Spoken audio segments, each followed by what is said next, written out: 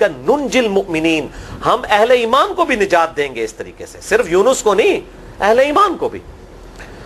چنانچہ اسی کانٹیکسٹ میں پہلا وظیفہ ہے یہ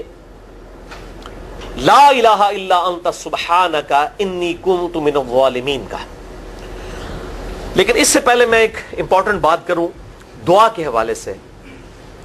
کہ دعا کی قبولیت کا ایک پروٹوکول بھی ہے۔ ویسے تو آپ مسئلہ 82 دیکھیں گے، اس میں نے اور باتیں بھی کی ہیں، ٹاپک دوسری طرف چلا جائے گا، لیکن انصاف ہے کہ میں اس چیز کو بھی ایڈریس کروں۔ جامعہ ترمذی میں صحیح سند کے ساتھ یہ حدیث موجود ہے، انٹرنیشنل نمبر کے مطابق 593 نمبر حدیث ہے، اور یہ حدیث مشکات میں آپ کو پہلی جلد میں درود شریف والے چیپٹر میں بھی مل جائے گی۔ اور مشکات کو میں نے ڈکلیئر کیا ہے مشکات از دا انسائکلوپیڈیا آف حدیث، یعنی آپ کو جتنی حدیثیں سکیٹرڈ فارم میں ملیں گی کتب ستہ اور اس سے بھی باہر 13 کتابوں میں، مشکات میں آپ کو مل جائیں گی۔ میں نے اسی لیے مشکات میں پورا لیکچر ریکارڈ کروا دیا ہے، مسئلہ نمبر 111B کے عنوان سے مشکات المصابیح کا مکمل تعارف، وہ ضرور دیکھیں۔ یعنی مشکات 3 جلدوں میں آپ لے لیں تو انسائکلوپیڈیا آف حدیث آپ کے پاس آ گیا۔ 6294 احادیث ہیں، اور اس میں چونکہ احادیث کی تکرار نہیں ہے تو کتب ستہ اس کے علاوہ بھی 12-13 کتابیں جو ہیں اس میں کور ہیں،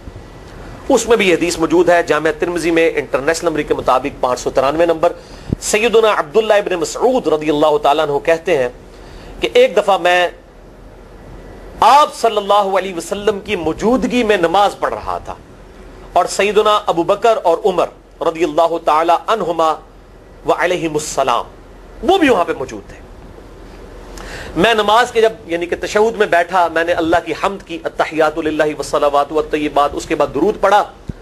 اور اس کے بعد میں نے دعا مانگنا شروع کی تو آپ صلی اللہ علیہ وسلم نے ارشاد فرمایا سل تعطا سل تعطا، مانگ تجھے دیا جائے گا، مانگ تجھے دیا جائے گا۔ یعنی جو درود شریف اور ذکر کے ذریعے متوجہ ہوتا ہے اللہ تعالیٰ اس کی دعا قبول کرتا ہے۔ اور پھر ابن مسعود ادھر ہی روایت کرتے ہیں، ساتھ ہی جامعہ ترمذی میں دوسری حدیث ہے صحیح سند کے ساتھ، کہ ایک شخص آیا، اس نے جو ہے وہ نماز کے دوران حمد و درود کے بغیر ڈائریکٹ اللہ سے مانگنا شروع کر دیا۔ تو جب وہ فارغ ہوا آپ صلی اللہ علیہ وسلم نے اسے بلا کر کہا کہ سائل تو نے مانگنے میں جلدی کی، تجھے چاہیے کہ جب دعا مانگنے لگے پہلے اللہ کی حمد بیان کر، پھر مجھ پر درود پڑھ، اور پھر اللہ کی طرف متوجہ ہو۔ اور اس حدیث میں آتا ہے کہ ایک اور شخص آیا، یعنی ابن مسعود وہ خود تھے، اور اس نے اللہ کی حمد اور درود کے ذریعے دعا مانگی تو آپ صلی اللہ علیہ وسلم فرمایا سل تعطا سل تعطا، مانگ تجھے دیا جائے گا، مانگ تجھے دیا جائے گا۔ درود شریف پہ میں الگ سے بھی لیکچر دے چکا ہوں، مسئلہ نمبر 56 کے عنوان سے 2 گھنٹے کی گفتگو ہے۔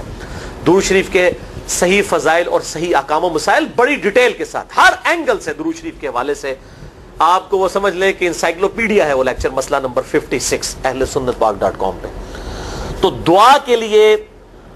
حمد اور درود شریف ضروری، اس لیے دیکھیں نماز کی انٹلیکچوئل ترتیب ہے، آپ پہلے دعا کرتے ہیں التحیات للہ والصلوات والطیبات، اللہ کی حمد کرتے ہیں،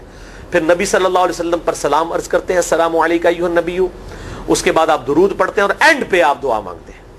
اللہم انی اعوذ بک من عذاب جہنم ومن عذاب القبر ومن فتنة المحیا والممات ومن شر فتنة المسیح الدجال، یا اللہم ربنا آتنا فی الدنیا حسنة وفی الآخرة حسنة وقنا عذاب النار، یا رب اجعلنی مقیم الصلاة ومن ذریتی ربنا وتقبل دعائی ربنا اغفر لی ولوالدی وللمؤمنین یوم یقوم الحساب۔ کوئی بھی دعائیں مانگیں، یہ بھی مانگیں جو میں وظائف بتا رہا ہوں، کیونکہ بخاری اور مسلم کی متفق علیہ حدیث ہے۔ مشکات میں آپ کو تشہد والے چیپٹر میں حدیث مل جائے گی کہ نماز میں تشہد میں درود کے بعد جو چاہو اپنے رب سے مانگو، یعنی عربی میں مانگنا ہوگا، دعائیں مانگیں، دعائیں معصورہ کتاب و سنت میں جتنی ہیں وہ مانگیں، اس کے علاوہ بھی مانگ سکتے ہیں اگر الفاظ درست ہوں لیکن عربی زبان میں۔ تو یہ پہلا وظیفہ جامعہ ترمذی میں انٹرنیشنل نمبر کے مطابق 3505، مشکات میں 2292 نمبر یہ حدیث ہے، اور قرآن حکیم میں تو ہم پڑھ چکے ہیں سورۃ الانبیاء آیت نمبر 87 اور 88 میں آپ صلی اللہ علیہ وسلم نے ارشاد فرمایا کہ یونس علیہ السلام نے مچھلی کے پیٹ میں اپنے رب کو ان الفاظ کے ساتھ پکارا تھا لا الہ الا انت سبحانک انی کنت من الظالمین، اور پھر آپ صلی اللہ علیہ وسلم نے فرمایا کہ جو کوئی شخص اپنے کسی بھی معاملے میں کسی بھی پریشانی میں اس دعا کے ذریعے اللہ کی طرف متوجہ ہو، اللہ تعالیٰ اس کی دعا کو قبول فرما لیتا ہے۔ اور قرآن میں بھی آ گیا نا کذالک ننجی المؤمنین، اور کتنا بڑا فتویٰ آیا میرے بھائیوں، سورہ الصافات 143 144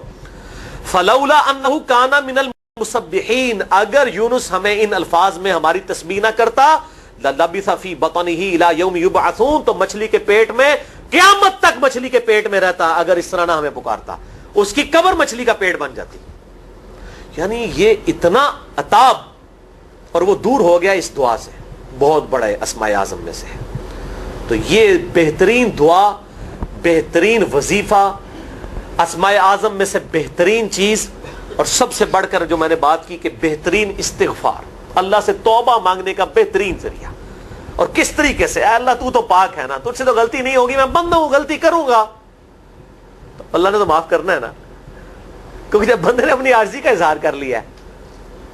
اور اللہ تعالیٰ کو بتایا اللہ یہ تیری کوالٹی ہے، تو غلطی نہیں کرتا، تو میں تو انسان ہوں، غلطی کروں گا۔ تو یہ ہے پہلا وظیفہ۔ دوسرا وظیفہ وہ بھی جامعہ ترمذی میں انٹرنیشنل نمبر کے مطابق 3524 نمبر حدیث ہے، لیکن ترمذی کا طریق جو ہے وہ ضعیف ہے۔ یہ میں پہلے بتا دوں، امام ترمذی نے ساتھ لکھا ہے یہ روایت کمزور ہے،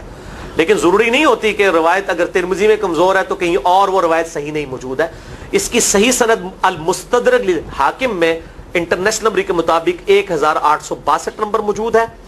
اور سنن نسائی الکبریٰ میں 10492 نمبر ہے، اور مشکات میں بھی 2454 نمبر حدیث ہے انٹرنیشنل نمبر کے مطابق۔ تو صحیح سند المستدرک للحاکم اور سنن نسائی الکبریٰ کے اندر موجود ہے۔ اور وہ وظیفہ ہے انس ابن مالک کہتے ہیں اور سعد ابن ابی وقاص کہتے ہیں رضی اللہ تعالی عنہما وعلیہم السلام کہ آپ صلی اللہ علیہ وسلم کو جب کبھی کوئی تکلیف یا پریشانی پہنچتی تو آپ صلی اللہ علیہ وآلہ وسلم ہمیشہ ان الفاظ میں اپنے رب کو پکارا کرتے ہیں، یا حی یا قیوم برحمتک استغیث، اے خود سے زندہ ہر چیز کو تھامنے والے، میں تیری رحمت کے ساتھ تیری مدد کا سوال کرتا ہوں۔ استغیث بولیں گے نا الف کے ساتھ، حمزہ کے ساتھ، تو یہ سنگولر کا صیغہ ہوگا، اور اگر ہم بولیں گے نستغیث نون کے ساتھ تو یہ جمع کا صیغہ بن جائے گا۔ یہ میں اس لیے بتا رہا ہوں، لوگ پوچھ رہے ہوتے ہیں جی بعض جگہ لکھا ہوتا ہے جناب نستغیث، بعض جگہ لکھا ہوتا ہے استغیث، کیا کریے؟ وہ نستغیث جمع کا صیغہ بنا لیا جاتا ہے۔ جیسے دعا ہے سنن ابی داؤد میں اللہم اجرنی من النار، لیکن اگر جمع کا صیغہ بنائیں گے تو اللہم اجرنا من النار ہو جائے گا۔ اس طریقے سے دعائے قنوت کے الفاظ ہیں اللہم اہدنی فی من ہدیت، تو جمع کا صیغہ ہوگا اللہم اہدنا فی من ہدیت۔ یہاں پر بھی ہے یا حی یا قیوم برحمتک استغیث سنگولر کا صیغہ، اور نستغیث پلورل کا صیغہ، جمع کا صیغہ۔ کتنی بہترین دعا ہے، اے خود سے زندہ ہر چیز کو تھامنے والے، میں تیری رحمت کے ساتھ تیری مدد کا سوال کرتا ہوں۔ تو یہ بھی اسماء اعظم میں سے ہے۔ سنن نسائی الکبریٰ کے اندر صحیح سند کے ساتھ 10492 اور المستدرک للحاکم میں 1862 نمبر۔ اب یہاں پہ میں ایک ضمناً بات بتا دوں سنن نسائی الکبریٰ کے بارے میں، چونکہ اکثر لوگ پوچھتے ہیں۔ میرے بھائیو، ایک سنن نسائی وہ ہے جو کتب ستہ میں ہم پڑھتے ہیں، اس میں یہ کتاب لکھی ہے امام احمد بن شعیب نسائی رحمہ اللہ تعالی المتوفی 303 ہجری۔ کتب ستہ میں یہ ویسے 5ویں نمبر پہ گنی جاتی ہے، لیکن بخاری اور مسلم کے بعد دنیا میں سب سے صحیح ترین کتاب سنن نسائی ہے، سب سے کم ضعیف حدیثیں اس کے اندر ہیں۔ بخاری مسلم کے بعد تیسرا نمبر اس کتاب کا ہے۔ دنیا کی کوئی حدیث کی کتاب بخاری مسلم کے بعد صحیح نہیں ہے جتنی سنن نسائی ہے۔ سنن نسائی جو ہمارے پاس کتب ستہ میں ہے نا، اس میں ہے 5761 احادیث انٹرنیشنل نمبر کے مطابق، اور یہ ساری انٹرنیشنل کتابیں عربی میں، انگلش میں اور اردو میں ہماری ویب سائٹ اہلسنتپاک.com پہ فری اس کا PDF موجود ہے، آپ ڈاؤن لوڈ کر سکتے ہیں۔ 5761 احادیث ہیں اس سنن نسائی میں جو ہمارے پاس ہے۔ اسے ویسے ٹیکنیکل لینگویج میں کہا جاتا ہے سنن نسائی الصغریٰ، چھوٹی سنن نسائی، کیونکہ امام نسائی نے یہ کتاب نہیں لکھی تھی، امام نسائی نے کتاب لکھی تھی سنن نسائی الکبریٰ، بڑی سنن نسائی، اور اس میں حدیث ہیں انٹرنیشنل نمبر کے مطابق 11770، بخاری مسلم سے بھی زیادہ حدیث ہیں اس میں، لیکن یہ امام نسائی